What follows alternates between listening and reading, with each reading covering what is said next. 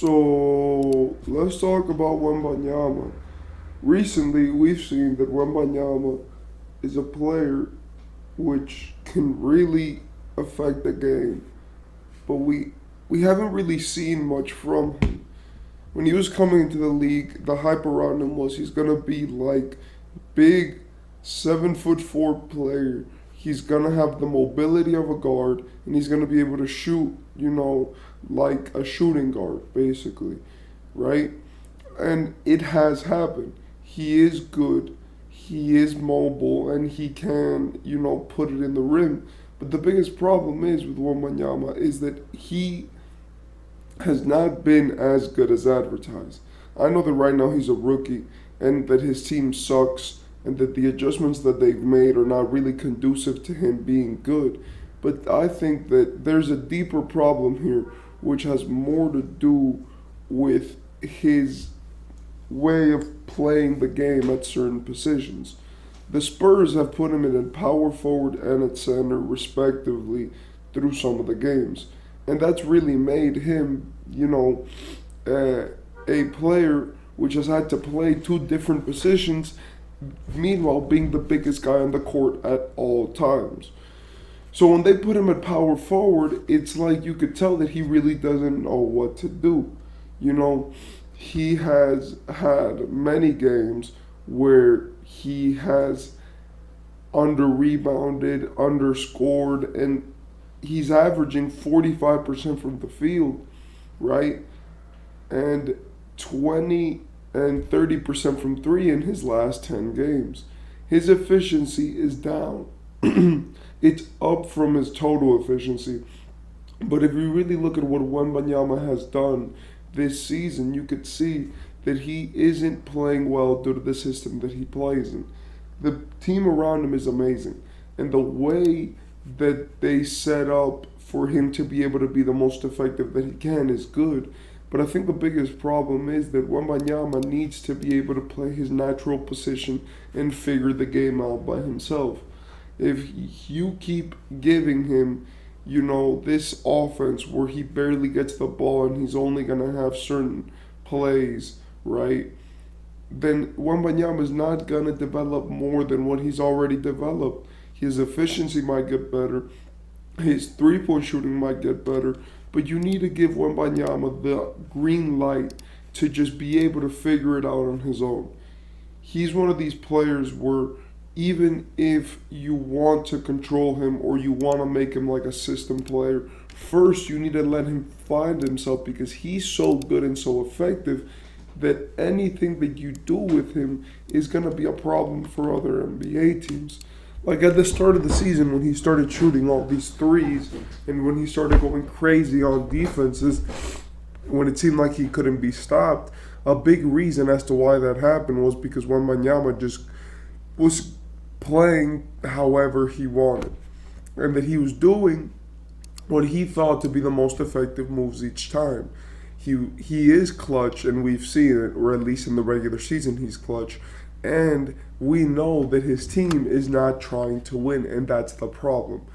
Wembanyama is getting compared to rookies like Chet, is getting compared to rookies like,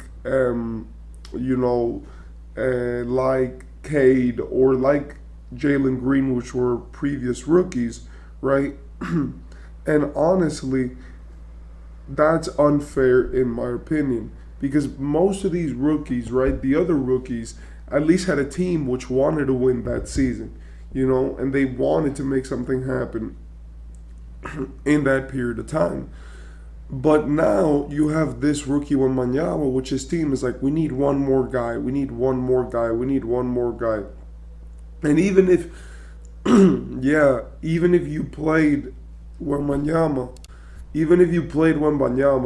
the way that you're supposed to play him, let him loose, do the LeBron where it's like you get control of the team and we're going to make you be the star player, so really go figure yourself out. In my opinion, this thing that the Spurs are doing is bad for his career. What the Spurs have been doing is that they go and they are trying to tank in a way that's not that obvious. So what they'll do is that they'll put their starting power forward as the point guard of the team. And he sucks at point guard, but he'll take the job. He gets a lot of minutes. I'm talking about Jeremy Sohan. He can play make a little bit, and then he'll feel happy enough to keep playing the position, right? So then you give less minutes to your more experienced guards, and then now you've completely messed up the structure of the team because Sohan is kind of stupid and he can't make the right passes consistently, right? But then a guy like Trey Jones or Devin Vassell, which can, or uh, you see them and they're getting not enough play time to warrant this type of attention. So, in my opinion, the biggest problem with the Spurs is that they just need to let Wembanyama be free. Put the best players around him. This new modern day system of tanking all this and doing all these semantics just to be able to get more players will not work because you're not letting him develop himself correctly. And in my opinion, this is what I don't like about modern day coaching. And that's why I think that the Houston Rockets needed Ime Udoka as the coach to be able to be the way that they are this season, where they have a top five defense, right? They have a good offense, and they've actually won more games than they were expected to win because of culture, right? Because of coaching, because of things that you could put a pin on and say, if your coach is trying to make you lose, the morale of your team is messed up.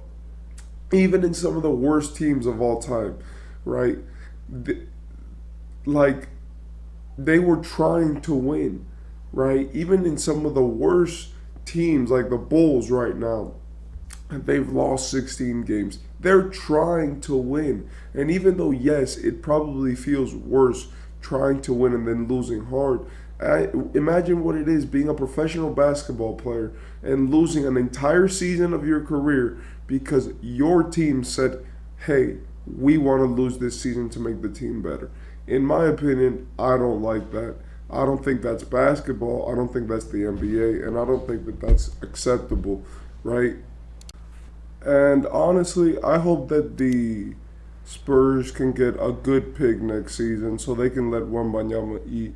I hope that they can get a guy like Isaiah Collier or one of these young, college guards, which we've seen come up recently. And I hope that this can help them with their future so that they can stop tanking. Because next season, I think Wembanyama is going to be a beast. It's shown that the second season for normally superstar players or all-time greats is one of their best seasons, or at least the season where they finally figure out the NBA. And this is because we've seen guys, like LeBron, which in his second season averaged like 30 points and became LeBron, and on the other one, we have like Jordan, which even though he got hurt his second year, what he did in the playoffs that year was amazing. And then we have other, greats, which it just seems like in the second season they figured it out.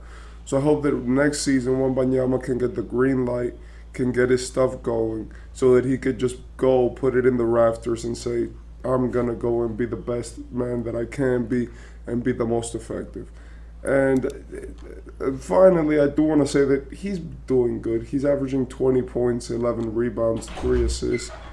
So yeah, he's doing this meanwhile being, in my opinion, the defensive player of the year with 3 blocks, 1.3 steals. I just think that he's been really the best player to call for defense and offense. And I do think that he's a great rookie this year. I do not think that he's a rookie of the year, if I'm being honest. I do think that his team's record and the way that he's managed himself does not put him in the rookie of the year conversation. Puts him in the rookie of the year conversation, but as the second place winner to Chet, because Chet, 2.5 blocks, 1 steal, 17 points on amazing efficiency, on almost 50, 40, 90. So I don't think that Wembanyama is the rookie of the year, but I do think that it will kind of be like a Melo LeBron situation, where Victor is definitely gonna get it because the league needs it more than they need Chet to get it. But yeah, that's it for Wembanyama. I do think that he's amazing, and I hope that he can flourish the way that he's supposed to. And I hope the Spurs and especially Greg Popovich allow him to do that.